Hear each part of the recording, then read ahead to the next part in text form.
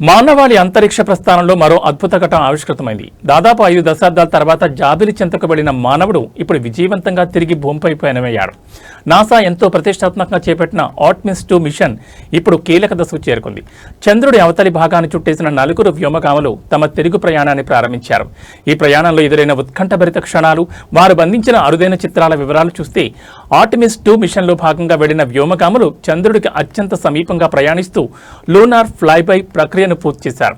అయితే చంద్రుడి రెండో భాగంలోకి వాహన చౌక ప్రవేశించిన సమయంలో భూమితో సంబంధాలు పూర్తిగా తెగిపోయాయి.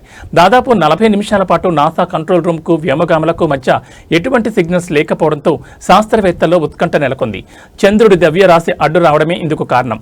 ఆ 40 నిమిషాల నిశ్శబ్దం తర్వాత నౌక తిరిగి సిగ్నల్ పరిధిలోకి రావడంతో నాసా శాస్త్రవేత్తలు ఊపిరి పీల్చుకున్నారు. ఈ ప్రయాణంలో వ్యోమగాములకు ఒక అరుదైన దృశ్యం సాక్షాత్కరించింది.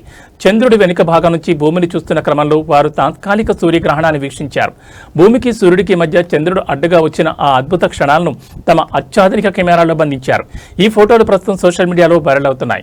మానవ కళ్లతో చంద్రుడి చీకటి కోణాన్ని ఇంత దగ్గరగా చూడడం ఇదే మొదటిసారి కావడం విశేషం.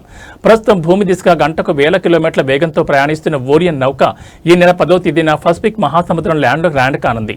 వ్యోమగాములు క్షేమంగా తిరిగి రావడం కోసం ప్రపంచవ్యాప్తంగా అంతరిక్ష ప్రియులు ఆసక్తిగా ఎదురుచూస్తున్నారు.